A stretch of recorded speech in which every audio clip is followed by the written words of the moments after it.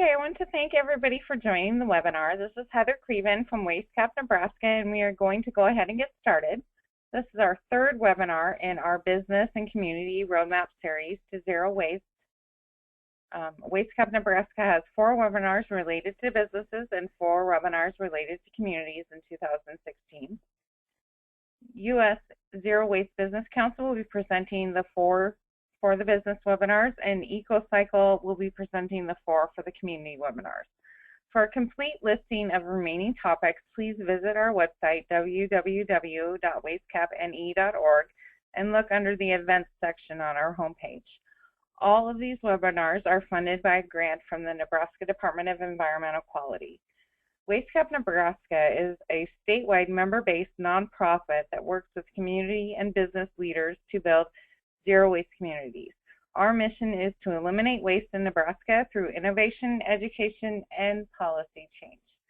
This webinar from the United States Zero Waste Business Council provides the basics for those adjustments in service that are a necessity as a diversion of materials increases in your zero waste program.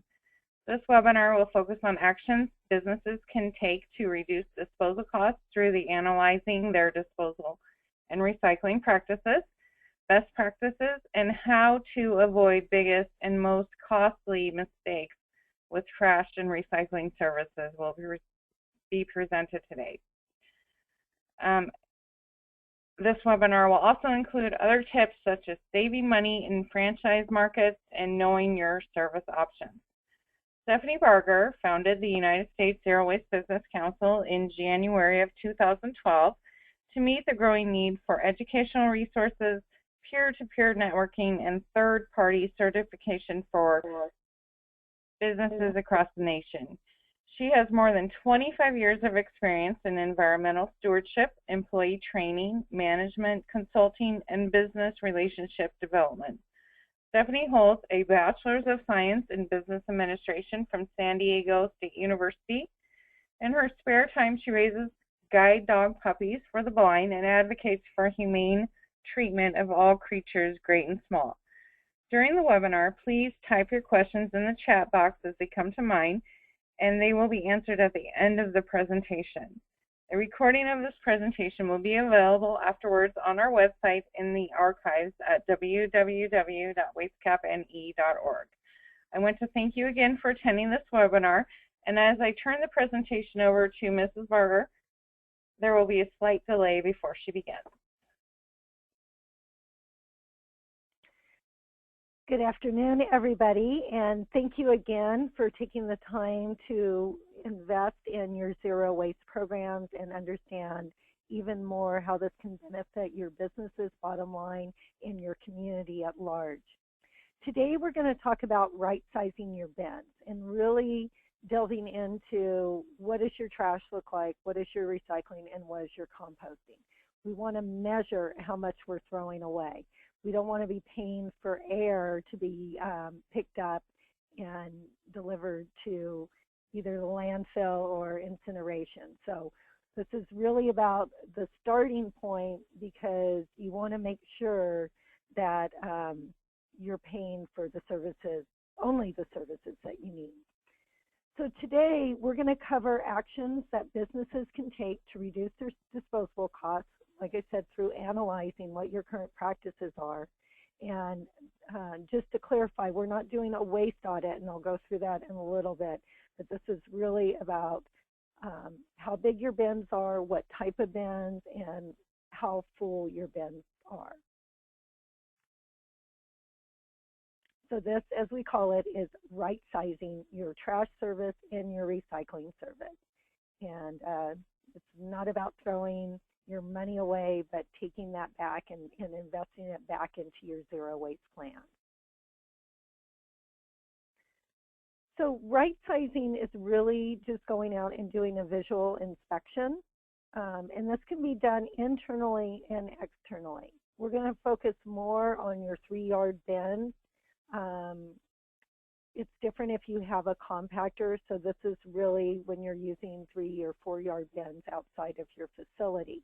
But you can also do this inside your facility with the recycling bins that you're employees are using to see if you just have too many trash cans or too many recycling bins, and adjusting that.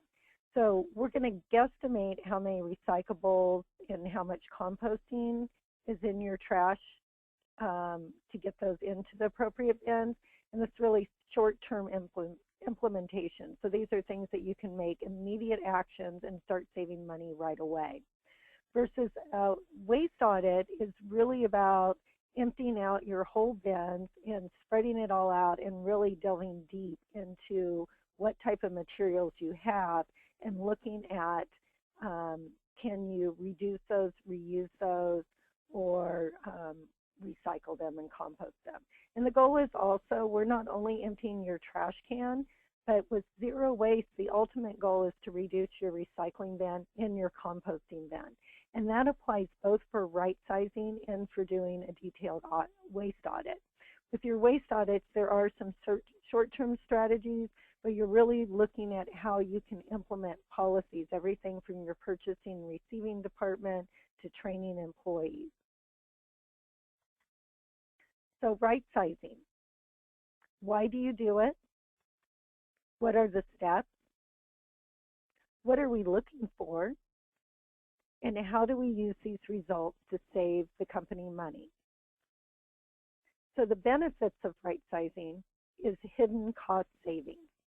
And this, like I said, is not only looking to see if you have the right number of bins and the right number of pickups, but also you can look at different haulers to see what different types of services they have and what their pricing is.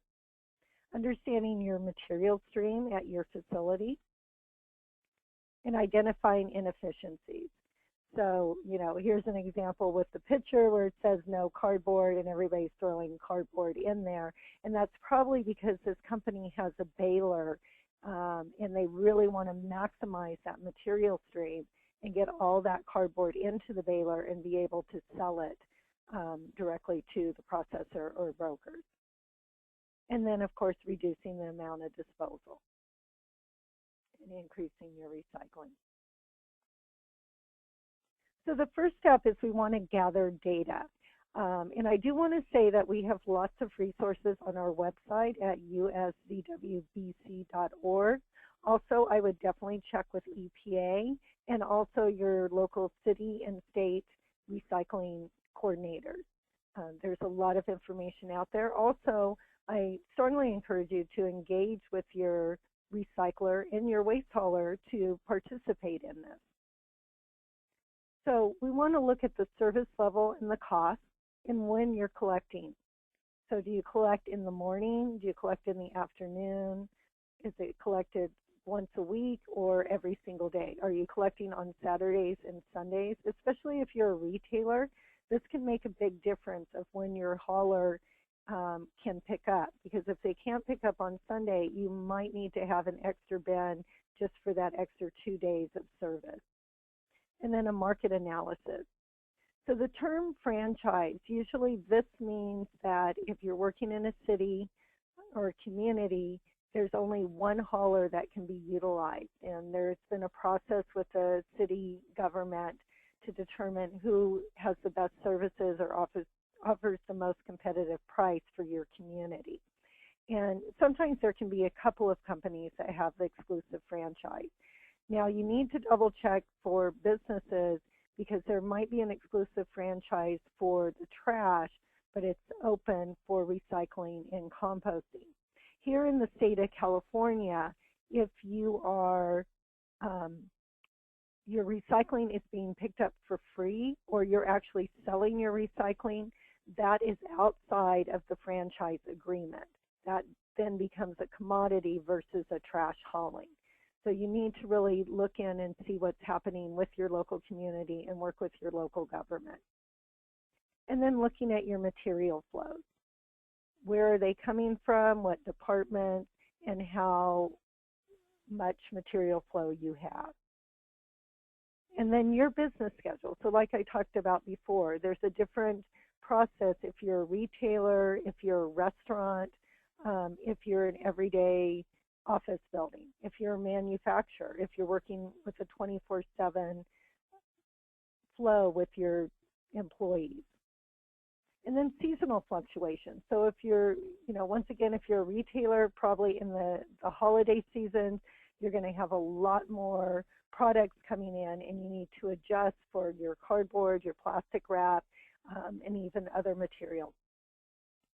For restaurants, you are probably busier once again during the holiday season. For farming operations, those go seasonal also. So really get in and understand your business. And this is where it might be very important to bring in other departments and have them talk about this and really understanding and getting everybody to participate in it. So what are we looking for? We're looking for everything that we know that is going into the trash bin. The first step is to try and keep it out of the trash bin. So, if there's recycling and composting in your trash, the first thing you want to do is to get that recycling and composting into the appropriate bin so you know exactly how much trash you have. And the opposite's true also. You want to look in your recycling and compost, because if they have heavy contamination and there's a lot of trash in your recycling, you need to take that out and move it back to the recycling bin.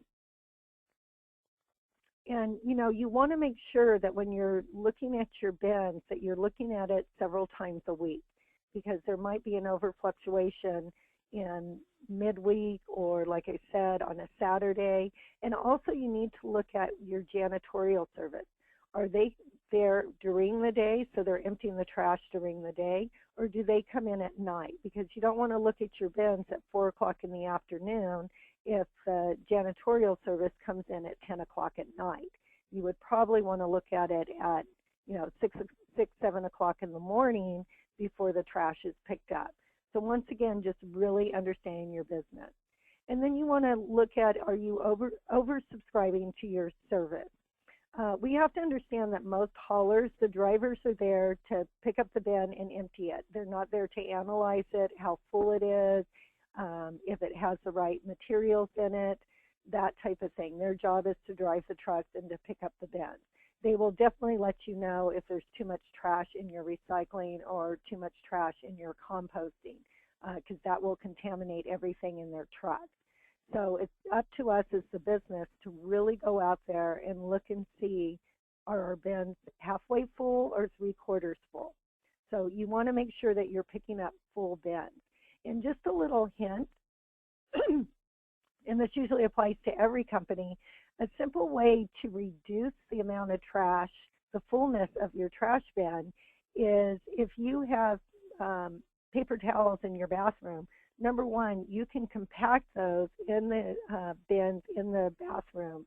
And then more importantly, when your janitorial service is taking those bags out to the dumpster, is to poke a small hole in it and let all that air out. And then if you're putting heavier items in there, so you're not picking up air. We want to make sure. So, making sure you're flattening your boxes, anything that you can do. And of course, if you can pull those recyclables out, cardboard is very, very valuable material. It ranges from $100 to $140 a ton. Even with the downturn in the commercial pricing, your cardboard is an extremely valuable material. Also, most haulers greatly appreciate if you can take all your film wrap out if you're recycling and or your trash. That will really help them keep their machinery running, and you can work with them to have a separate pickup or keep that out of that to reduce also your trash bin space. So sometimes there's a lot of volume versus a lot of weight in our bins, and we want to make sure that that volume is compacted as much as possible.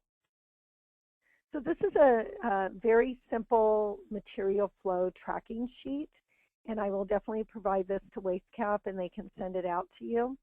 So you want to check your bins every day. So here's a perfect example. And going out, it's 1/4 full, it's half full, it's 3/4 full. So this company, they could probably cut their bins in half. And you definitely want to do it at least for 2 weeks, because as you see in the second week, on Sunday their bin is half full, and on the Tuesday, the second week, instead of it being empty, it's also half full.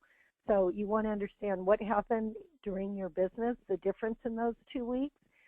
It might have been that you were cleaning out your offices or had a big delivery, and the materials unfortunately got in the trash instead of getting into the recycling. So your results, you want to compare your weight versus volume. So if you can separate out those materials, plastics are very, very lightweight, but sometimes they can take up a lot of space, versus your glass and metals are very heavy. And then, I would honestly do your right sizing, do it 2 weeks the first of 1 month, and then adjust your service levels, but then do it 2 weeks again the next month. And with zero waste, it is really about being very aware and looking at your trash, your recycling, and composting every day. You don't have to do a very involved audit or anything, but it's just taking a visual look at what your employees are putting in their bins in the office space or in the manufacturing or retail space, and then what it looks like when it's going out the back door. And this is how the companies that get to 95, 99%, they are really continually looking at their trash, just like we look at the materials that are coming in through our receiving. So really look at identifying inaccuracies. Once again, work with your other departments and understand what their business flows are or their business actions and how those are changing. And then unexpected data. You might see a spike that's happening, or sometimes what's happening is you reduce your service levels, and then somebody in your staff comes back 4 weeks later and says, our bins are all overflowing.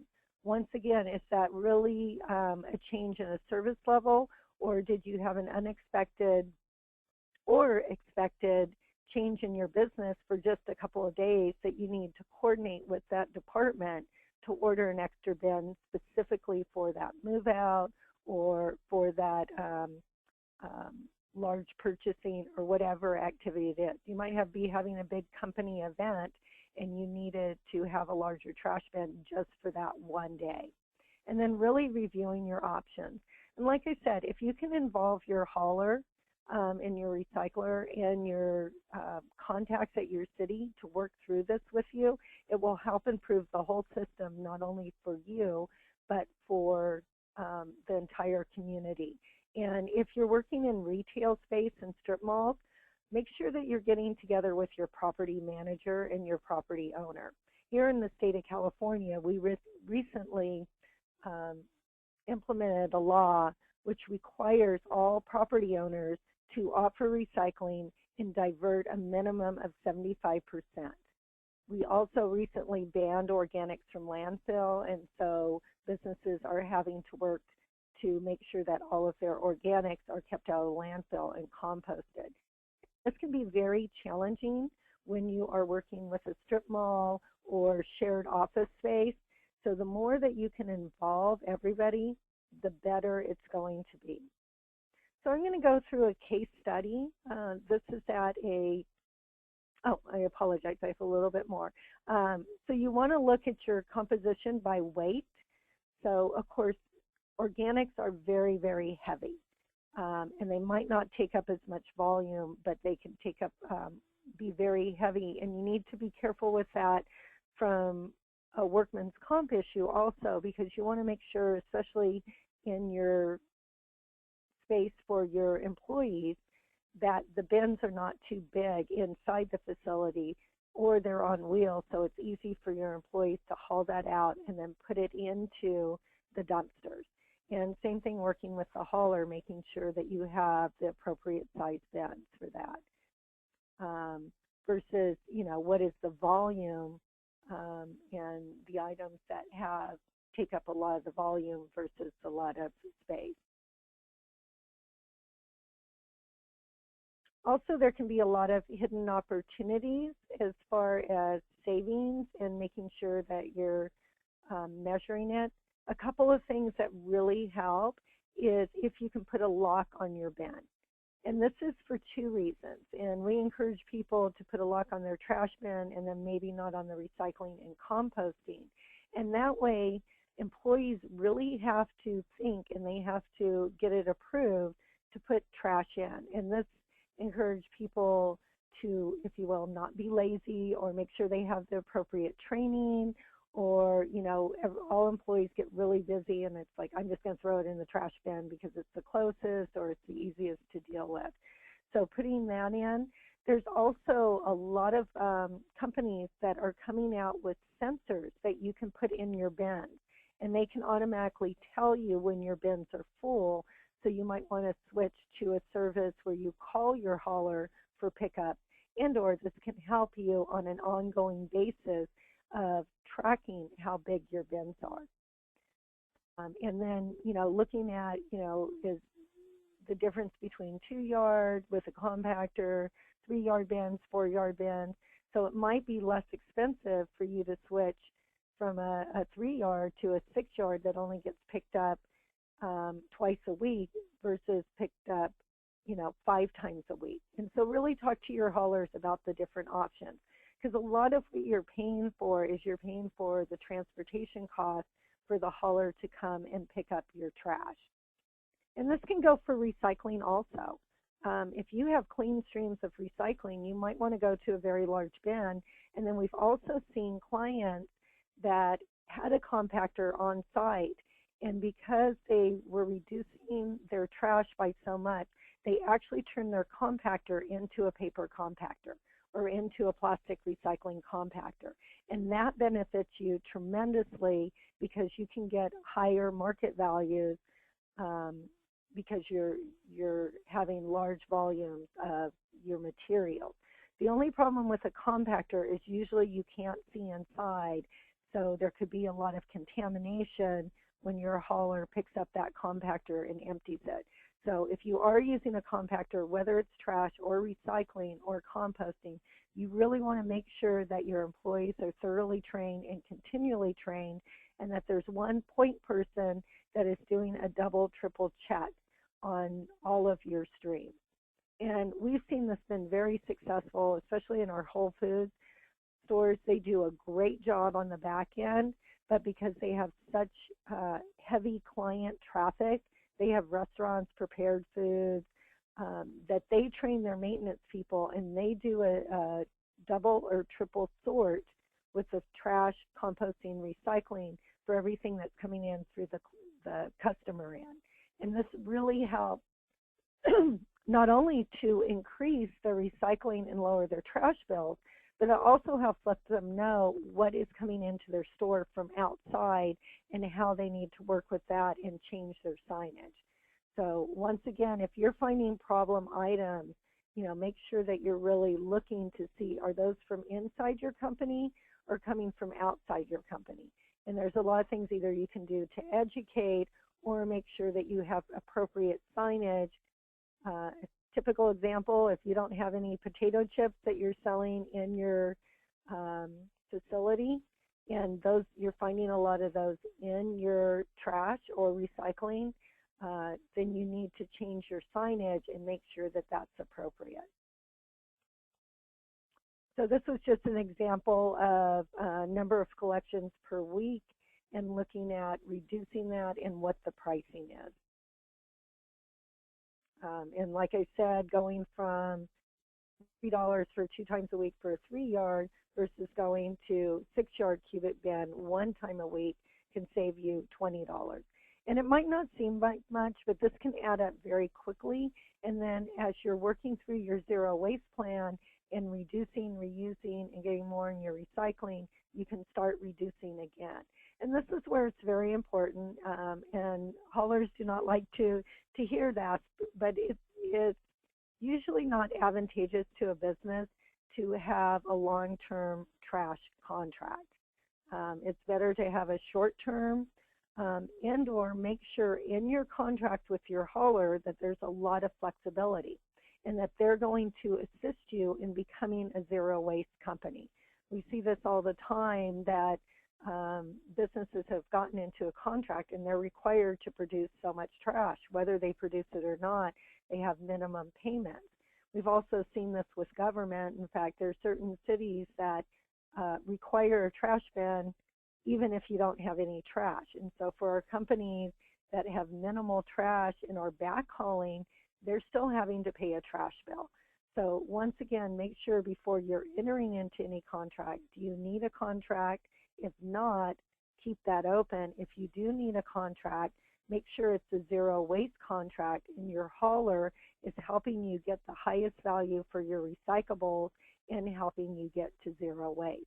And they can offer you a lot of service with doing continual waste audits, with training your employees, with signage. So there's a lot of opportunities for your businesses, for your haulers and your recyclers to work for you and for them to actually benefit from this. The cleaner your streams are, the more valuable that material is for them. So what's next? Of course, you want to share your results with all of your employees, and especially with upper management and with leadership. And then, of course, sharing it with your partners, either the property managers, your waste haulers, even some of your vendors, to let them know how they can participate. And then adjust your service level, and most importantly, track your savings. Most companies, even though they are tracking what's going to recycling, composting, and trash, they're not counting how much they're saving on their trash bill and or making on their recycling. And for those of you that are recycling coordinators, you always know how hard it is to get either additional staff, to get a baler, to get additional equipment. So if you're tracking all of your savings, you can go back to upper management and say, look, I just saved you $40,000. I need $5,000 or $10,000 for a small baler, and this is going to increase our income from our cardboard even more. Or by us hiring an intern or a part-time employee, we can increase our recycling and sorting and have cleaner loads, and also work on that reducing, reusing. And then continually monitor. So like I said, it's great in our industry that there's a lot of innovation and a lot of tools that are coming out that can be placed in your bin, and that way you can remotely and continually track. I do want to also encourage that if you need extra staff, a great resource in our community is working with the challenged mentally or physically.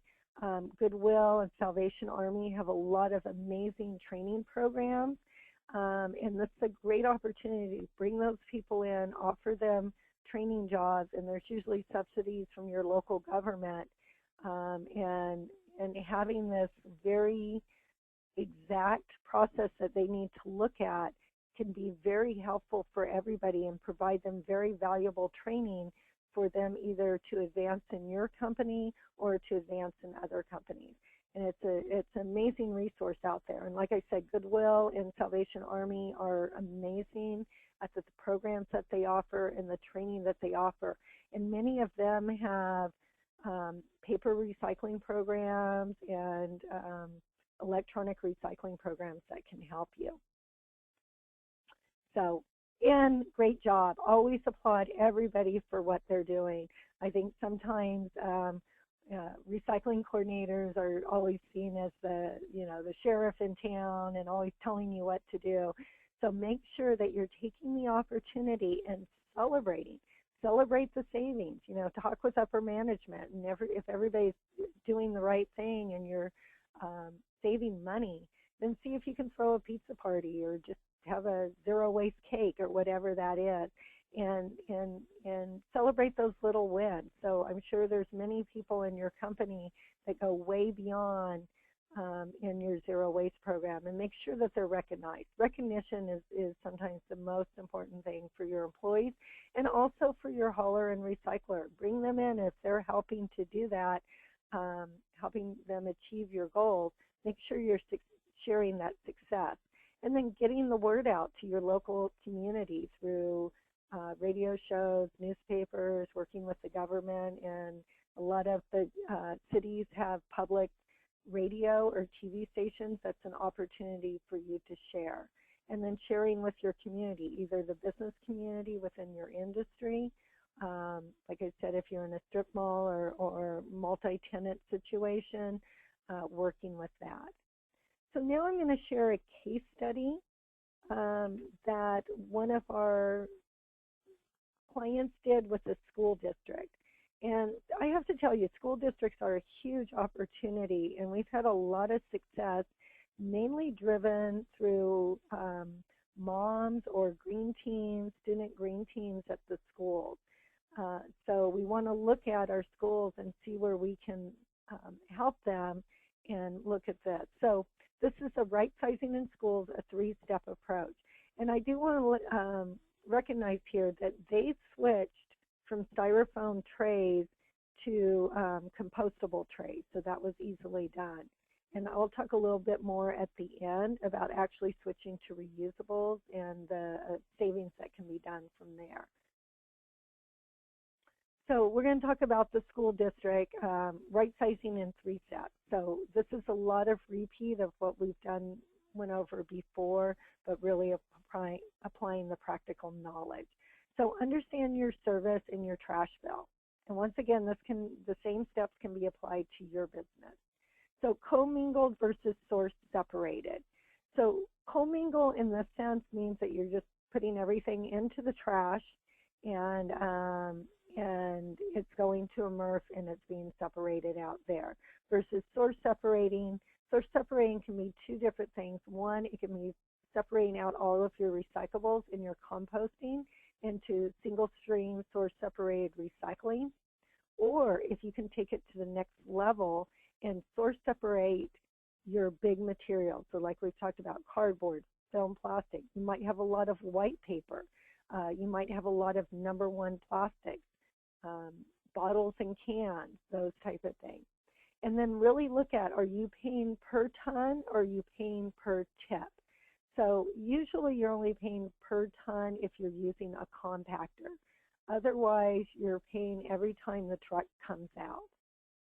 And then looking once again at how many bins are being picked up per week. And then characterize your material by type, trash, recycling, or organic. And then, break down the recycling even further by the type of material to see if you can have additional bins and create additional income streams for you. And then one thing with organics, especially food scraps, most of the time if you have large food scrap composting, there's 2 things that are happening. You're over purchasing. So really look at how much you're throwing out just because it's gone bad because you over purchase. And then also donation. So there's a wonderful federal Good Samaritan law.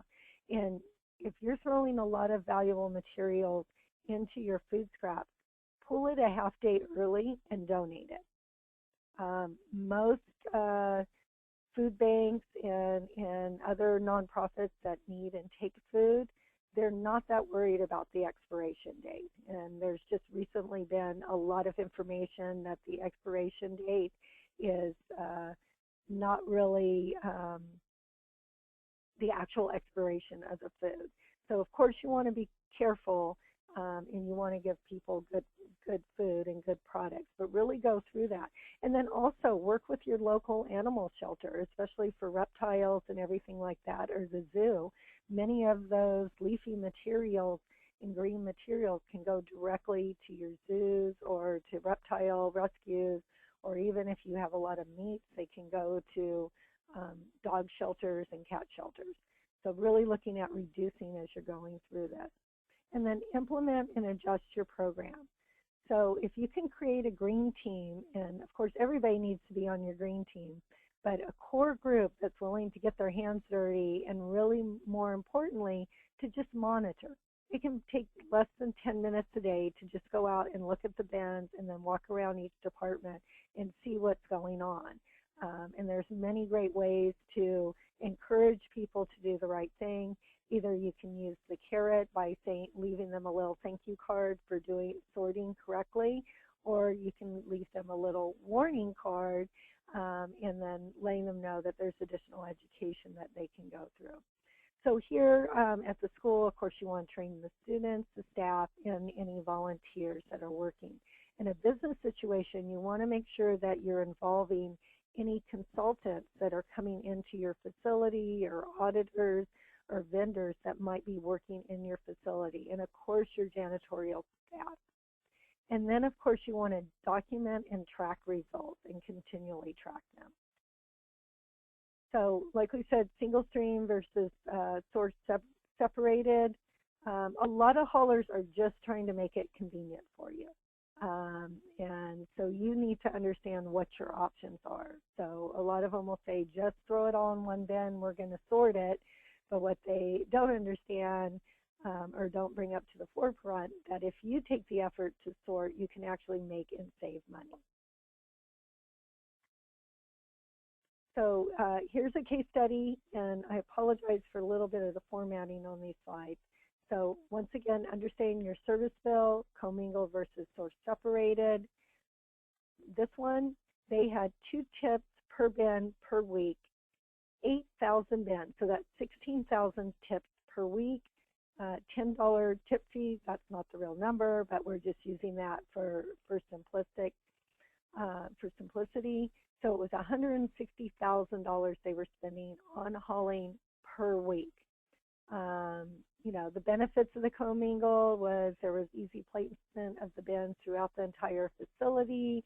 They were meeting their diversion requirements without sorting materials. However, once they went through and looked at the service and did a visual audit, this was just a quick visual audit. So they were able to reduce 1,600 unused bins from service.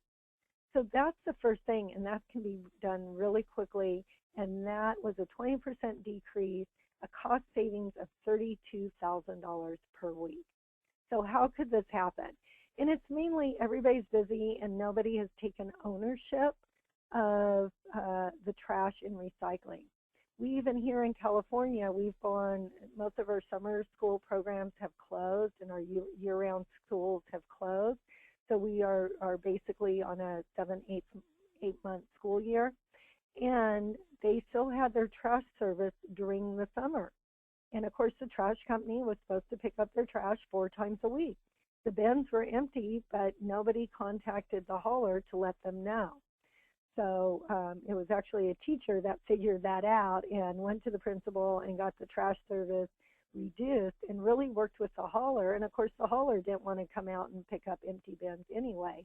So they not only reduced their service during the summer, but also during the Christmas holidays, Easter break. So that's something that you also want to look at. If you're a business that maybe closes down a week between Christmas and New Year's, make sure you let your hauler know and you're adjusting as such.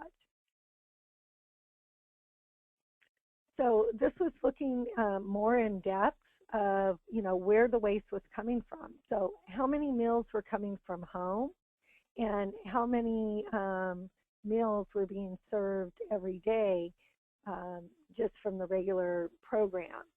And what we found not only in schools but also in our jails that are going zero waste is the cafeterias, they make the same number of meals every single day.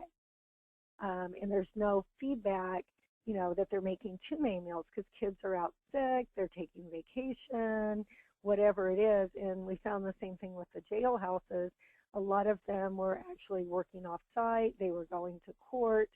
And so really just looking at the activities, they were able to reduce the number of meals that were actually served and not wasted. And looking at the number of bags of green waste that are disposed weekly, usually it was a 30-pound per bag average, and how many trash bags the custodians were using. And this is where you really need to look at is how many trash cans do you have around your offices? Liners for trash cans are very expensive, and so that's where you might want to reduce inside your facility.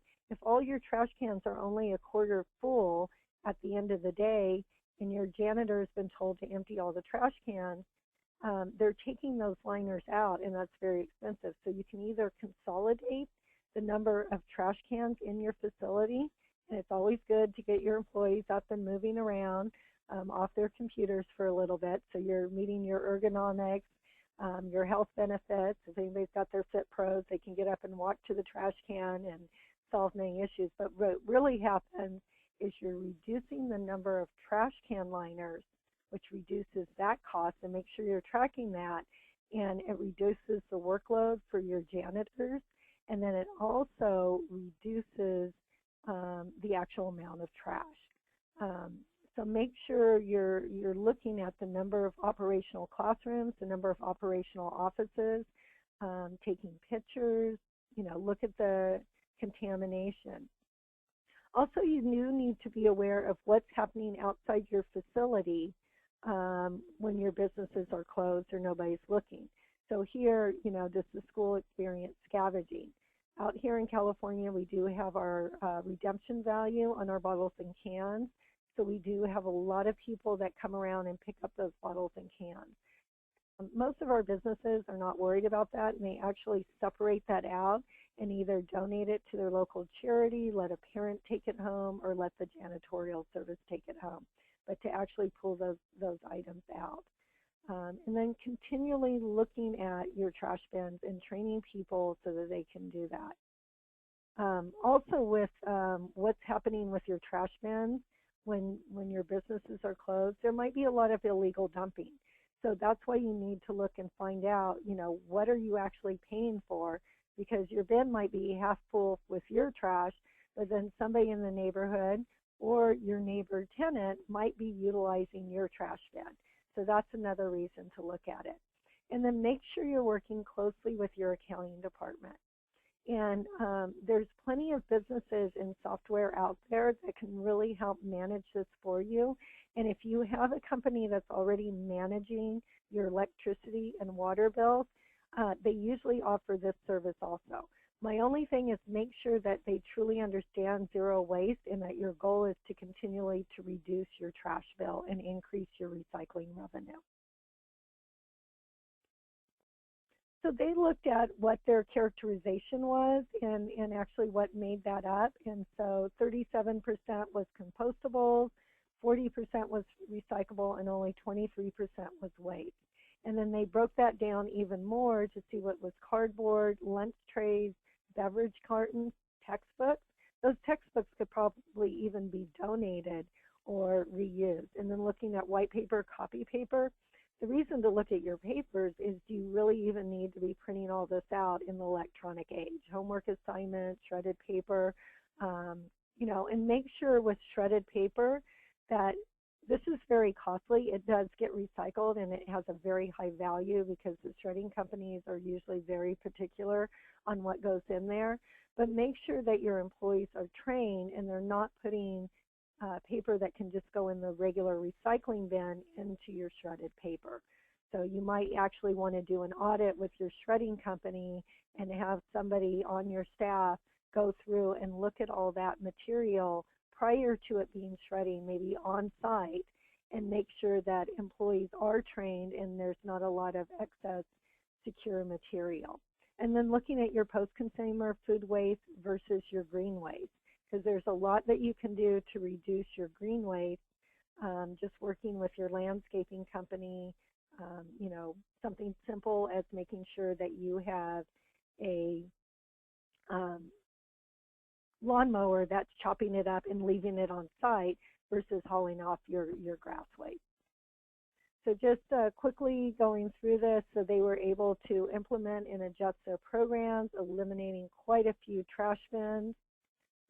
They kept adjusting their programs, working with the principal, administrator, and I think what's really key here is every single person needs to be trained, and you need to involve everybody. So on their green team, they had the principal, the custodian, the teachers, and parent volunteers.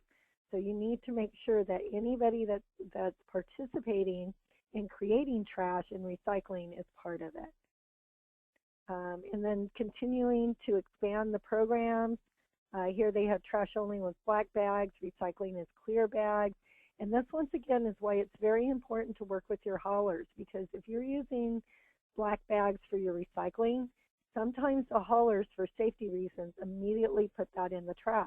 And also for trash, they might want to have your trash in clear bags also. So make sure you work closely with them and understand. And then, this is a great recycling station where they're doing double, triple sorts and getting the biggest bang for their buck.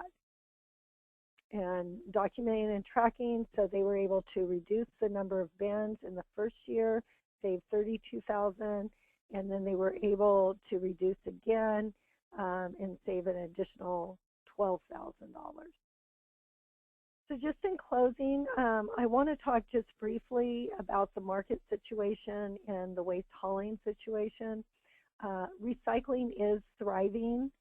We have a little bit of a challenge because of the oil prices. That affects a lot of our recycling, our commodity prices. However, understand that by all of us recycling, we're saving 75% of the energy and water by recycling and buying recyclables versus extracting new raw materials. So for your communities, in the environment's sake, and your children's sake, the more that you can recycle and make sure you're purchasing recycling materials made from recycling is very critical. This will also drive that market. It doesn't help the industry if we're recycling our white paper, but then when we go to the office supply, we're buying virgin paper. We want to make sure that it has a minimum of a 50% content, if not 100%. And this goes for all your janitorial supplies. And they've actually made huge headway with, 100% recycled toilet paper, paper towels. There's a lot going on there. So make sure you're working with your suppliers.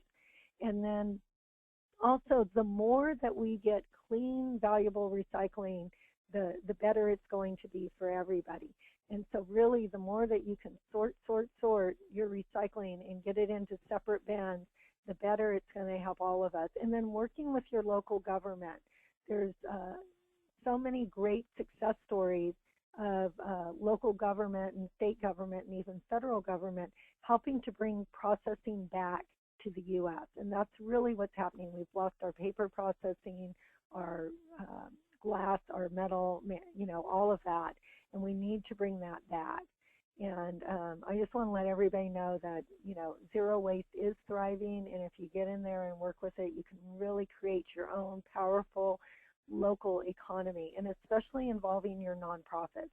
They need these valuable materials. They're willing to put that extra effort in to help sort and help get things donated. And there's such a need in all of our communities for extra food. So whatever you can do to work with that. So we are having our Zero Waste conference in Austin, Texas. And we're more than happy to extend discounted pricing to anybody involved in Waste Cap Nebraska. So please get a hold of Heather or ourselves and let us know that you're a Waste Cap Nebraska partner. We'd love to have you come to that conference. And then, we have a lot of services available, whether you're a member or non-member. We have webinars. We have lots of free resources. We provide peer-to-peer networking. We have lots of experts that want to share their knowledge and help you get to zero waste. So with that, I'll turn it back over to Heather, and we'll take some questions.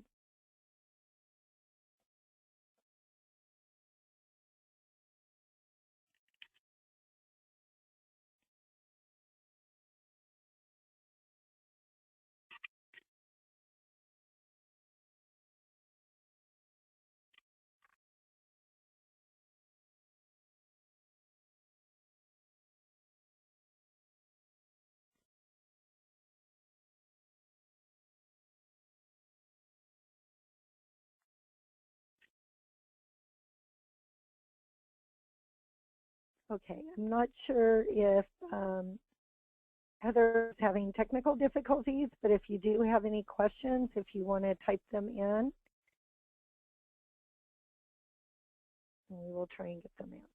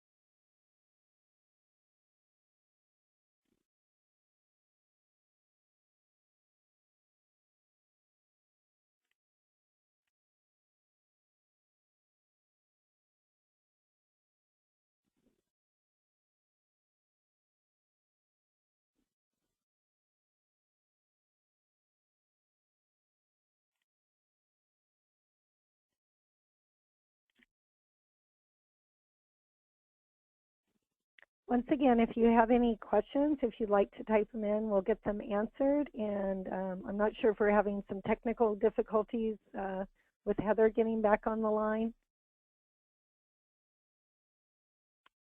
If not, we will conclude this webinar, and please email myself or Heather with any questions or additional information that you need. I think it's a great opportunity for the challenges and opportunities, and celebrate those successes. So I appreciate your time, and have an amazing day, and we look forward to assisting you on your journey to zero waste.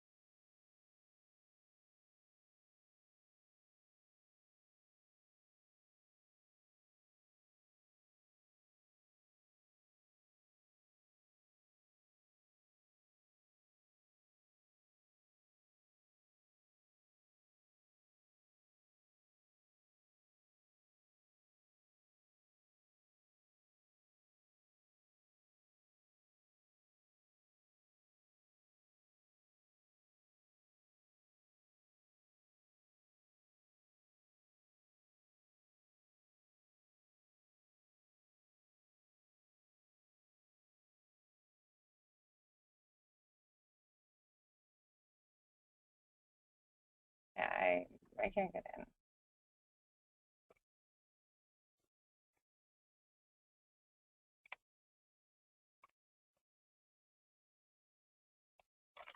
It's not working.